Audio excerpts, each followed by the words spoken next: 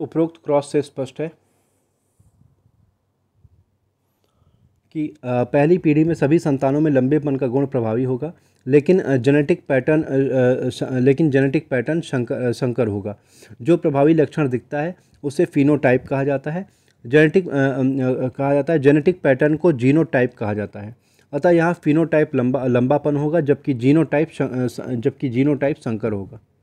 दूसरी पीढ़ी में 75% मटर का फिनोटाइप लंबा होगा, जबकि 25% का बौना होगा। 25% मटर का फिनोटाइप और जीनोटाइप दोनों लंबा होगा, जबकि 25% का फिनोटाइप और जीनोटाइप दोनों बौना होगा। 50% मटर का जीनोटाइप संकर होगा। मेंडल के उपरोक्त नियमों के आधार पर ही आज जीवों की नई नई प्रजातियों का विकास हो रहा है। आनुवांशिक रोग दो प्रकार के होते हैं, लिंग संलग्न रोग और दूसरा सिंड्रोमिक रोग। पहला, लिंग संलग्न रोग। लिंग गुणसूत्रों पर रोगों का रोगों का जीन होने के कारण, जैसे वर्णांधता, हीमोफीलिया और मायोपिया। दूसरा, सिंड्रोमिक रोग, जीनों की अनियमितता के कारण पैदा होने वाले रोग, जैसे क्लाइनेटर सिंड्रोम, नर किन्नर, टर्नर सिंड्रोम, मादा किन्नर, पटाऊ सिंड्रोम और डाउन सिंड्रोम।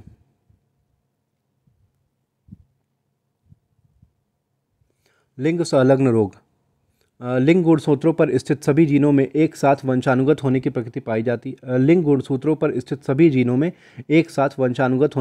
पाई जाती है। इसी को लिंग संलग्न गुण कहा जाता है। अब यदि इन गुणसूत्रों पर कोई रोगी जीन है तो वह भी संतानों में वंशानुगत हो जाएगा। इससे संतान को जो रोग होगा उस रोग को लिंग संलग्न रोग कहा जाएगा। लिंग संलग्न रोग के जीन को X⁴P से व्यक्त किया जाता है। पुरुष के Y पर रोग का जीन नहीं होता, हमेशा X पर ही होता है। यदि पुरुष के X पर रोग का जीन है तो उसे यह रोग होगा, लेकिन यदि महिला के X पर रोग का जीन है महिला के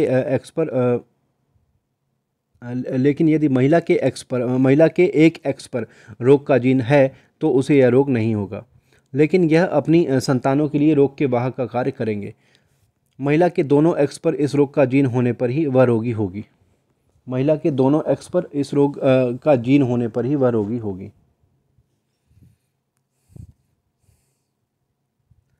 X⁴Py रोगी, X⁴Px वाहक और X⁴P रोगी।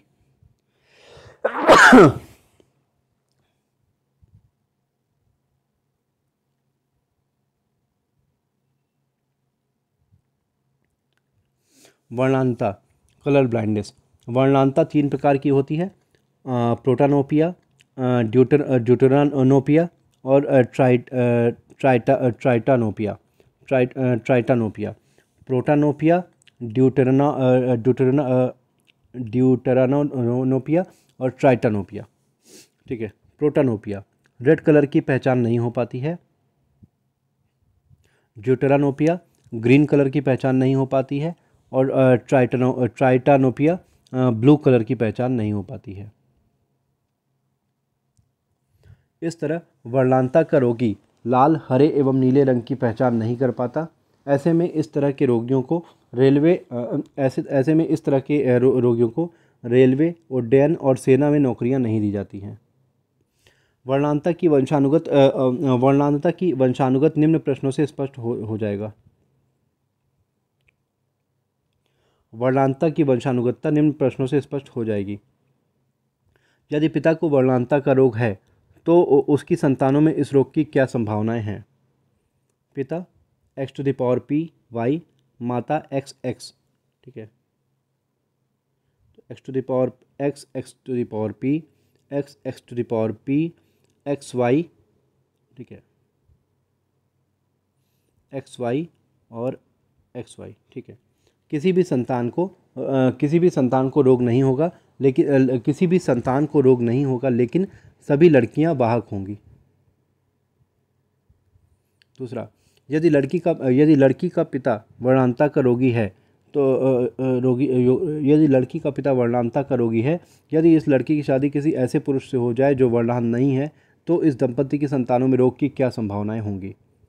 चूंकि पिता वर्णांता का रोगी है, इसलिए प्रश्न 1 के अनुसार लड़की वाहक होगी। ऐसे में रोग की वंशानुगतता इस प्रकार है।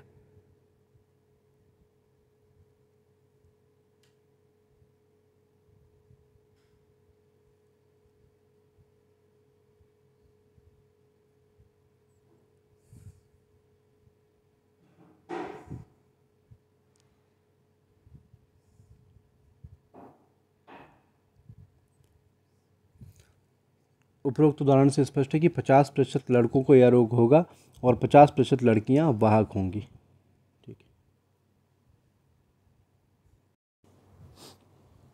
हीमोफीलिया। इस रोग में यदि कहीं घाव हो जाता है तो खून बराबर बहता रहता है। यह थक्का नहीं बनता यह थक्का नहीं बनता, इसलिए कभी कभी रोगी की मृत्यु हो जाती है। यह रोग पहली बार ब्रिटेन की रानी विक्टोरिया के खानदान में देखा गया, इसलिए इसे राज रोग कहा जाता है। इसकी भी वंशानुगत वंशानुगत वर्णांता की तरह ही है। इसकी भी वंशानुगतता वर्णांता की तरह ही है। क्वेश्चन, यदि वाहक स्त्री की शादी हीमोफीलिया के रोगी से हो जाती है तो संतानों में रोग की क्या संभावनाएं हैं?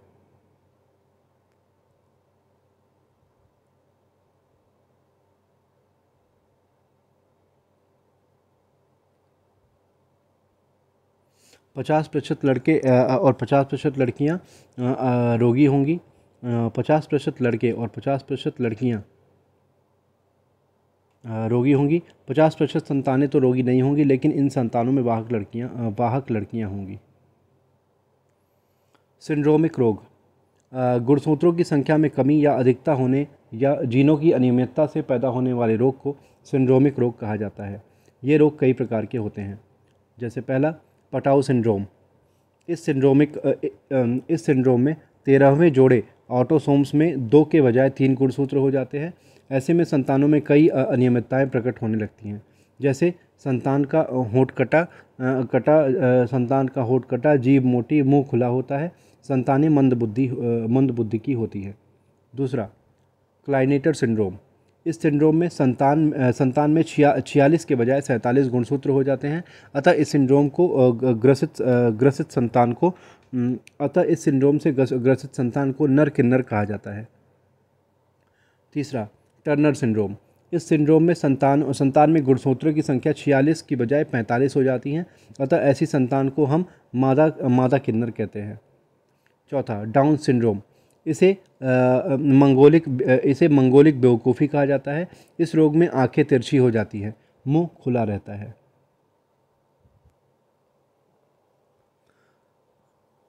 रक्त समूहों की वंशानुगतता। रक्त समूहों का जीनोटाइप निम्नलिखित है। रक्त समूह जीनोटाइप। रक्त समूह ए जीनोटाइप A0। रक्त समूह बी जीनोटाइप B0। रक्त समूह AB जीनोटाइप AB। रक्त समूह O जीनोटाइप OO।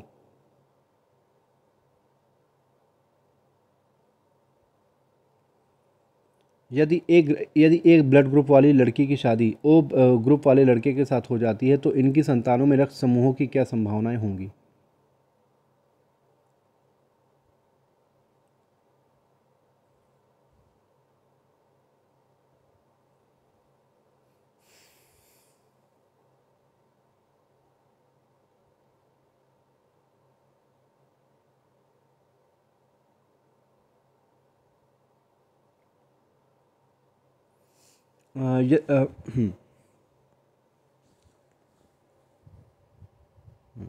यदि माँ का रक्त समूह ए है और पिता का बी है तो इनकी संतानों में रक्त समूहों की क्या संभावनाएं होंगी?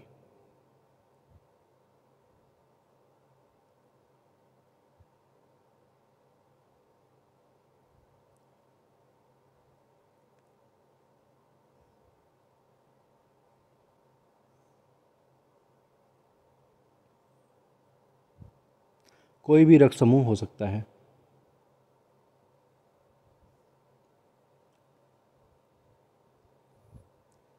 आनुवांशिक सिद्धांतों का प्रयोग करके मानव जाति में सुधार। आनुवांशिक सिद्धांतों का प्रयोग करके मानव जाति में सुधार, जैसे यूजेनिक्स, यूथेनिक्स और यूफेनिक्स। आनुवांशिक सिद्धांतों का प्रयोग करके मानव जाति में सुधार। यूजेनिक्स, जनन द्रव्य में सुधार। यूथेनिक्स, उत्तम पालन पोषण से मानव जाति में सुधार। और यूफेनिक्स, खराब गुणों वाले जीन को समाप्त करके मानव जाति में सुधार। सुजनन की यूजेनिक्स, स्त्री पुरुष के जनन द्रव्य में सुधार करके उत्तम गुणों वाली संतानों को पैदा करना ही सुजननकी कहलाता है। यहाँ जनन द्रव्य का अर्थ अंडाणु और शुक्राणु से है। सुजननकी की कई विधियाँ हैं, जैसे नियोजित विवाह करके उत्तम गुणों वाले संतानों को पैदा किया जा सकता है। इसके अंतर्गत उत्तम गुणों वाले स्त्री पुरुषों को ही विवाह की अनुमति देनी होगी। दूसरा, डॉक्टर, लॉयर, इंजीनियर, कवि आदि को एक से अधिक शादी की इजाज़त देकर। तीसरा, खराब गुणों वाले स्त्री पुरुषों की नसबंदी करके। और चौथा, उत्तम गुणों वाले स्त्रियों और पुरुषों के जनन द्रव्य बैंकों में सुरक्षित करके। जनन द्रव्य को द्रव नाइट्रोजन के घोल में -196 डिग्री सेंटीग्रेड पर रखा जाता है। इस ताप को क्रायोजेनिक ताप या अति निम्न ताप कहा जाता है। सुजननकी के पिता सर फ्रांसिस गार्टन हैं। इन्होंने विभिन्न मानव जातियों का अध्ययन करके आनुवंशिकता का एक सांख्यिकीय विश्लेषण प्रस्तुत किया। यूथेनिक्स, उत्तम गुणों वाले बच्चों का चयन करके उन्हें उच्च कोटि का पालन पोषण शिक्षा दीक्षा उपलब्ध कराना ही यूथेनिक्स कहलाता है। उत्तम गुणों वाले बच्चों का चयन करने के लिए बुद्धि लब्धि परीक्षण या आईक्यू टेस्ट कराया जाता है। आईक्यू निकालने का सूत्र निम्नलिखित है। आईक्यू इज इक्वल टू मानसिक आयु बटे वास्तविक आयु इंटू 100। आईक्यू और रैंक अबाउट 140 आईक्यू और rank about 140 genius, 130 to 139 superior, 110 to 129 बुद्धिमान, 90 to 109 सामान्य बुद्धि, बिलो 25 महामूर्ख। यूफेनिक्स, मानव जाति में सुधार करने के लिए खराब गुणों वाले जीनों का विलोपन करना यूफेनिक्स कहलाता है। यूफेनिक्स एक जीन एक प्रोटीन एक एंजाइम के सिद्धांत पर कार्य करती है। यूफेनिक्स एक जीन एक प्रोटीन एक एंजाइम के सिद्धांत पर कार्य करती है। इस सिद्धांत को बीडल एवं टैटम नामक वैज्ञानिकों ने प्रतिपादित किया। शरीर में पाए जाने वाले जीनों को पहचानना मुश्किल है, लेकिन हर जीन किसी न किसी प्रोटीन या एंजाइम के साथ लगा रहता है। अतः हम प्रोटीन या एंजाइम को पहचान कर जीन को पहचान सकते हैं। खराब गुणों वाले जीन की पहचान सुनिश्चित हो जाने पर इसे काटकर निकाला जा सकता है।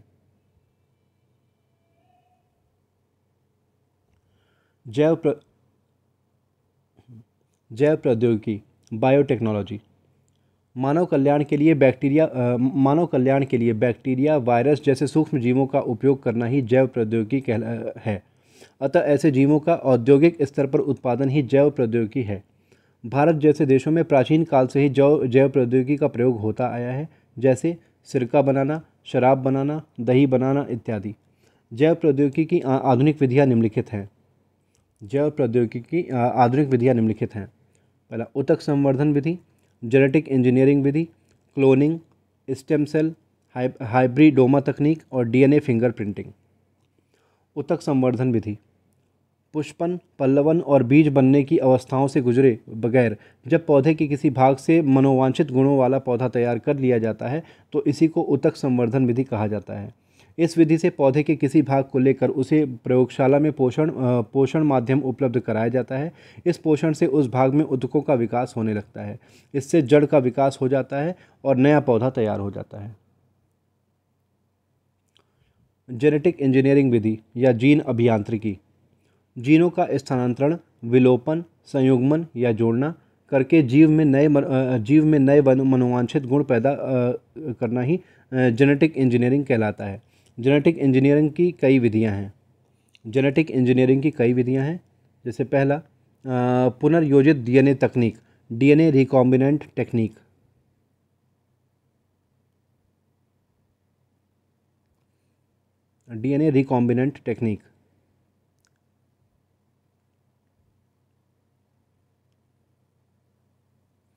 मनोवांछित गुणों वाले जीव से डीएनए निकालकर उस जीव में जोड़ना जिसमें मनोवांछित गुण पैदा करना है डीएनए पुनर्योजित तकनीक कहलाता है।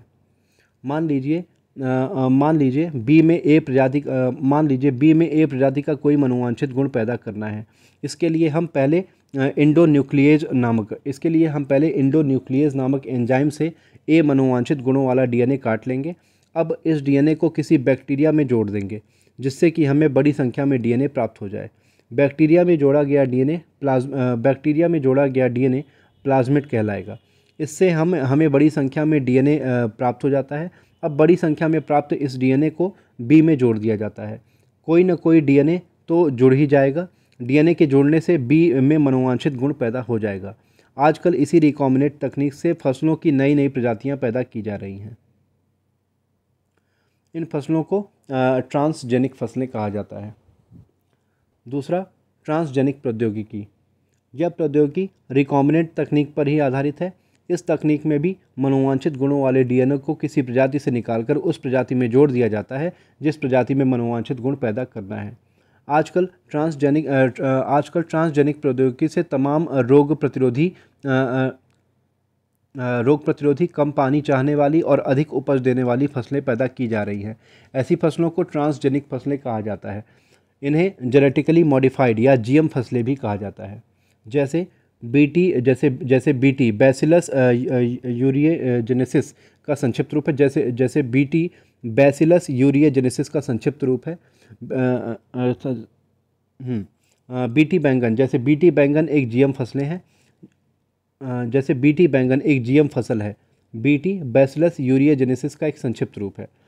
इसमें बैसिलस यूरिएजेनेसिस नामक बैक्टीरिया के जीन को ट्रांसजेनिक प्रौद्योगिकी के द्वारा बैंगन में जोड़ दिया जाता है। यह बैक्टीरिया जहर पैदा करता है, अतः इस जहर से बैंगन में लगने वाला बैक्टीरिया मर जाएगा। तीसरा, टर्मिनेटर प्रौद्योगिकी। इस प्रौद्योगिकी के अंतर्गत किसी फसल में बंधा बीज का जीन डाल दिया जाता है। इस प्रौद्योगिकी के अंतर्गत किसी फसल में बंधा बीज का जीन डाल दिया जाता है। ऐसे में इस फसल के बीज पहली पीढ़ी से फसलोत्पादन करते हैं, लेकिन दूसरी पीढ़ी के लिए बंध्या हो जाते हैं। तीसरा, टर्मिनेटर प्रौद्योगिकी। इस प्रौद्योगिकी के अंतर्गत किसी फसल में बंधा बीज का जीन डाल दिया जाता है। ऐसे में इस फसल के बीज पहली पीढ़ी में फसलोत्पादन करते हैं, लेकिन दूसरी पीढ़ी के लिए बंध्या हो जाते हैं। जैसे बीटी कपास भी ट्रांसजेनिक प्रौद्योगिकी से तैयार किया गया है। एक टर्मिनेटर बीज है। यह रोग प्रतिरोधक भी है। हम जानते हैं कि बहुराष्ट्रीय कंपनियां अनुसंधान पर बड़ी रकम खर्च करके नए नए बीजों का विकास करती हैं। इसलिए वे चाहती हैं कि किसान सीधे उनसे ही ये बीज खरीदे, दूसरे किसानों से बदला करके बीज न बोएं। किसानों को मजबूर करने के लिए ही ये कॉम्पोनस बीटी कपास जैसे बीजों को दूसरी पीढ़ी के लिए बंध्या बना देती है। किसानों को मजबूर करने के लिए ही ये कंपनीज बीटी कपास जैसे बीजों को दूसरी पीढ़ी के लिए बंध्या बना देती हैं। क्लोनिंग।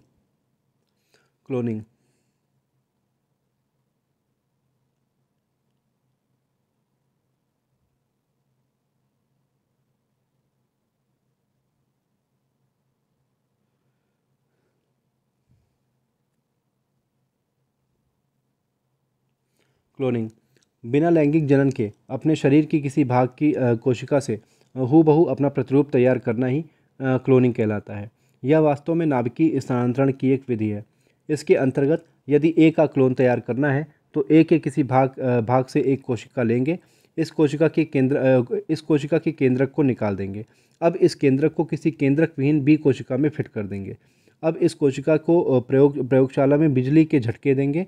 जब इसमें विभाजन होने लगेगा तो इसे किसी किराए की माँ के कोख में डाल देंगे। गर्भाकाल बीतने के बाद जो बच्चा पैदा होगा उसे ही क्लोन कहेंगे। यह ए का हूबहू प्रतिरूप होगा। इस तरह क्लोनिंग अलैंगिक जनन की एक विधि साबित होती है। सबसे पहले इवान विल्मुट नामक वैज्ञानिक ने एक भेड़ का क्लोन तैयार किया था जिसका नाम डॉली रखा गया था। डॉली मर गई। इसी के साथ क्लोनिंग की सीमाएं स्पष्ट हो गई, अर्थात क्लोन की आयु उतनी ही होगी जितनी कि उसे मूल की आयु शेष बची है। अर्थात क्लोन की आयु उतनी ही होगी जितनी कि उसे उसके मूल की आयु शेष बची है। NDRA national dairy research institute NDRI national dairy research institute Karnal Haryana के वैज्ञानिकों ने गरिमा नामक भैंस का क्लोन तैयार किया। अब इन्हीं के वैज्ञानिकों ने समरूपा नामक भैंस का क्लोन भी तैयार किया है। सऊदी अरब में एजमामा नामक ऊंट का क्लोन तैयार किया गया है। स्टेम सेल ऐसी कोशिकाएं जिनमें अपने समान दूसरी नई कोशिका उत्पन्न करने की क्षमता हो, स्टेम सेल कहलाता है। स्टेम सेल से विकलांगता, कैंसर, डायबिटीज़ आदि रोग ठीक हो सकते हैं। इसलिए इसे उपचार क्लोनिंग भी कहा जाता है। जहां क्लोनिंग में हूबहू अपना प्रतिरूप तैयार हो जाता है, वहीं स्टेम सेल से हूबहू अंगों का प्रतिरूप तैयार हो जाता है। जैसे यदि हमारा हाथ कट गया हो तो स्टेम सेल के माध्यम से नया हाथ जमाया जा सकता है। मोटे तौर पर यह स्टेम सेल दो प्रकार की होती हैं। पहला, भ्रूण की स्टेम सेल, इसमें तेज़ी से बढ़ने का गुण होता है। भ्रूण की स्टेम सेल, इसमें तेज़ी से बढ़ने का गुण होता है। लेकिन यहाँ से स्टेम सेल निकालने से भ्रूण को नष्ट करना होगा। दूसरा, वयस्क स्टेम सेल, ये कोशिकाएं यकृत, रक्त जैसे अंगों में पाई जाती हैं। इनमें तेज़ी से बढ़ने का गुण नहीं होता है। दूसरा, वयस्क स्टेम सेल, ये कोशिकाएं यकृत, रक्त जैसे अंगों में पाई जाती हैं। इनमें तेज़ी से बढ़ने का गुण नहीं होता है।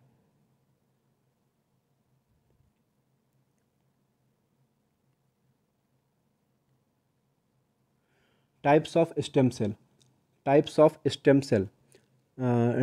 Totipotent types of stem cell totipotent, pluripotent, multipotent और यूनिपोटेंट।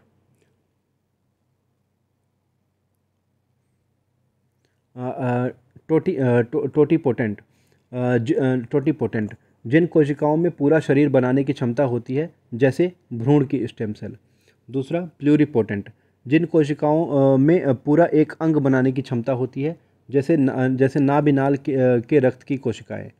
तीसरा, मल्टीपोटेंट जिनमें कई कोशिकाएं बनाने की क्षमता होती है, जैसे अस्थिमज्जा की कोशिकाएं। और चौथा, यूनिपोटेंट जिनमें एक विशेष कोशिका या ऊतक बनाने की क्षमता होती है, जैसे एडिपोज ऊतक।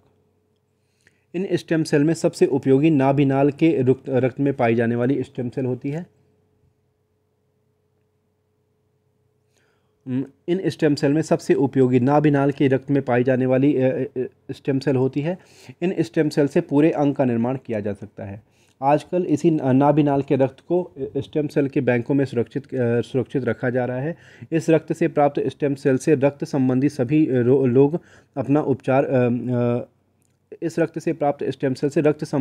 लोग अपना उपचार कभी भी करा सकते हैं। ब्रिटेन, साउथ कोरिया, इजराइल और इंडिया जैसे देशों में इस तरह के स्टेम सेल बैंक स्थापित किए गए हैं।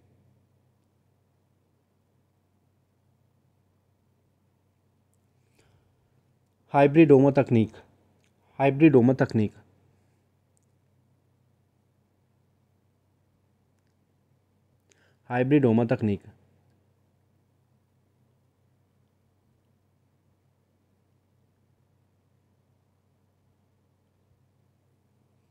इस तकनीक से एंटीबॉडी का निर्माण किया जाता है। इस तकनीक में एक कैंसर सेल लेते हैं और एक लिम्फोसाइट लेते हैं। कैंसर सेल में तेज़ी से बढ़ने का गुण होता है, तो लिम्फोसाइट में एंटीबॉडी बनाने का गुण होता है। अब दोनों के बीच क्रॉस करवाते हैं। इससे जो कोशिका प्राप्त होती है उसी को हाइब्रिडोमा कोशिका कहते हैं। इस कोशिका में तेज़ी से एंटीबॉडी बनाने का गुण होता है। इस तकनीक से मोनोक्लोनल एंटीबॉडी का निर्माण किया जाता है। DNA fingerprinting.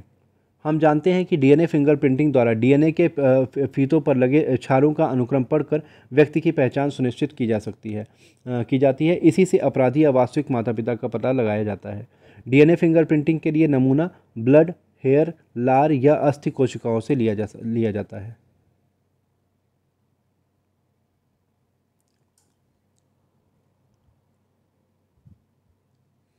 जैव प्रौद्योगिकी के अनुप्रयोग। कृषि में जैव प्रौद्योगिकी का अनुप्रयोग कई क्षेत्रों में हो रहा है, जैसे पहला, जैव उर्वरकों के निर्माण में। दलहनी फसलों की गांठों में राइजोबियम नामक बैक्टीरिया पाया जाता है। यह वायुमंडलीय नाइट्रोजन को खींचकर दलहनी फसलों को उपलब्ध कराता है। यह वायुमंडल से नाइट्रोजन को खींचकर दलहनी फसलों को उपलब्ध कराता है। अब वैज्ञानिक यह कोशिश कर रहे हैं कि यदि इस बैक्टीरिया के जीन धान या गेहूं जैसी फसलों में डाल दिया जाए तो इन फसलों को भी नाइट्रोजन देने की ज़रूरत नहीं होगी। इसी तरह एनाविना नामक नीला हरा शैवाल एजोला नामक फर्न के साथ रहता है। यह नीला हरा शैवाल धान जैसी फसलों को नाइट्रोजन उपलब्ध कराता है। इसी तरह एनाविना नामक नीला हरा शैवाल एजोला नामक फर्न के साथ रहता है। यह नीला हरा शैवाल धान जैसी फसलों को नाइट्रोजन उपलब्ध कराता है।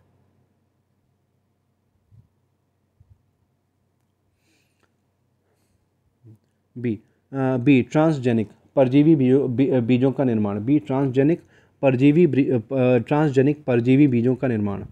ट्रांसजेनिक प्रौद्योगिकी से अधिक उपज देने वाली, कम पानी चाहने वाली व रोग प्रतिरोधक प्रजातियों का निर्माण किया जा रहा है, जैसे बीटी बैंगन, बीटी कपास इत्यादि। गोल्डन राइस जो विटामिन ए से भरपूर है। क्योंकि इसमें ट्रांसजेनिक प्रौद्योगिकी से बीटा कैरोटीन डाला गया है। इसी तरह अंतर्राष्ट्रीय चावल अनुसंधान मनीला, फिलीपींस के वैज्ञानिक जीएम खुश ने सुपर राइस का महाधान का विकसित किया है। जीएम खुश नामक सुपर राइस या महाधान का विकास किया। इसी तरह अंतर्राष्ट्रीय चावल अनुसंधान मनीला, फिलीपींस के वैज्ञानिकों ने जीएम खुश नामक सुपर राइस या महाधान का विकास किया है। चिकित्सा में जैव प्रौद्योगिकी का प्रयोग कई स्तरों पर होता है। जैसे जैव प्रौद्योगिकी की विधियों का प्रयोग करते हुए शांता बायोटिक्स हैदराबाद ने हेपेटाइटिस बी का टीका विकसित किया है। जैव प्रौद्योगिकी विधियों से तमाम एंटीबायोटिक बनाई जा रही हैं, जैसे इंटरफेरॉन जैव प्रौद्योगिकी विधि से बनाई गई ऐसी एंटीबायोटिक है जो वायरल रोगों में काम आती है। जैव प्रौद्योगिकी विधियों से इंसुलिन का निर्माण किया जा रहा है, जिसे बाजार में ह्यूमलिन नाम से बेचा जा रहा है। जनिको या जैव प्रौद्योगिकी के माध्यम से गर्भ में पल रहे शिशु को होने वाले आनुवंशिक रोगों का पता लगाया जा सकता है और इस रोग के जिम्मेदार जीन को हटाकर रोग मुक्त जीन लगा दिया जाता है। जीन गन से पार्किंसन जैसे असाध्य रोगों को ठीक किया जा सकता है। हम जानते हैं कि इस रोग में मस्तिष्क की कोशिकाओं के बीच संचरण नहीं हो पाता है, इसलिए मस्तिष्क का शरीर पर नियंत्रण कम होने लगता है, अतः हाथ पैर कांपने लगता है। दरअसल मस्तिष्क की कोशिकाओं के बीच अंतःकोशिकीय अवकाश होता है। इसी अवकाश के माध्यम से कोशिकाओं के बीच संचरण होता है। यदि अवकाश में जीन डाल दिया जाए तो कोशिकाओं के बीच पुनः संचरण होने लगेगा और रोग ठीक हो जाएगा। इसी तरह अंतःकोशिकीय अवकाश में जीन डालने को ही जीन गन कहा जाता है। जीनोम परियोजना के द्वारा शरीर के विभिन्न जीनों को पहचान कर जेनेटिक इंजीनियरिंग विधि द्वारा विभिन्न रोगों के उपचार की काफ़ी संभावनाएं बढ़ गई हैं। इस परियोजना के अंतर्गत शरीर के सभी जीनों का मानचित्रण करने की कोशिश की जा रही है। जिस दिन यह संभव हो जाएगा उस दिन चिकित्सा क्षेत्र में क्रांति आ जाएगी। पर्यावरण संरक्षण में जैव प्रौद्योगिकी। भारतीय मूल के वैज्ञानिक डॉक्टर आनंद चक्रवर्ती ने तेल खाने वाले बैक्टीरिया को बनाया है। इस बैक्टीरिया को सुपरबग कहा जाता है। मानव निर्मित यह पहला कृत्रिम जीव है। यह सुपरबग समुद्र में फैले ऑयल को खा जाता है। इस तरह जलीय जीव की सुरक्षा करता है। जैव प्रौद्योगिकी विधियों से गैसोहोल बनाया जा रहा है। इसमें 90% पेट्रोल और 10% अल्कोहल होता है। अल्कोहल गन्ने की रवाई से बनाया जाता है। गैसोहोल बनाने का कारखाना आंवला, बरेली में है। आजकल जैट्रोफा या रत्नजोत नामक पौधे से बायोडीजल का निर्माण किया जा रहा है। जैव प्रौद्योगिकी से संबंधित संस्थाएं। जैव प्रौद्योगिकी से संबंधित संस्थाएं: राष्ट्रीय कोशिका केंद्र पूना, राष्ट्रीय रोग प्रतिरक्षा संस्थान नई Delhi, centre of cellular and molecular biology Hyderabad. Doctor Lalaji Singh इसी संस्था से जुड़े हैं। केंद्रीय खाद्य एवं प्रशिक्षण संस्थान मैसूर, भारतीय पशु चिकित्सा अनुसंधान केंद्र Izzatnagar Bareilly, central institute for medicinal and achromatic plant CMAP Lucknow, central institute for medicinal and achromatic plant CMAP Lucknow, Birbal Sahni research institute Lucknow, central drug research institute CDRI Lucknow, राष्ट्रीय भौतिक प्रयोगशाला नई दिल्ली, भारतीय कृषि अनुसंधान परिषद नई दिल्ली।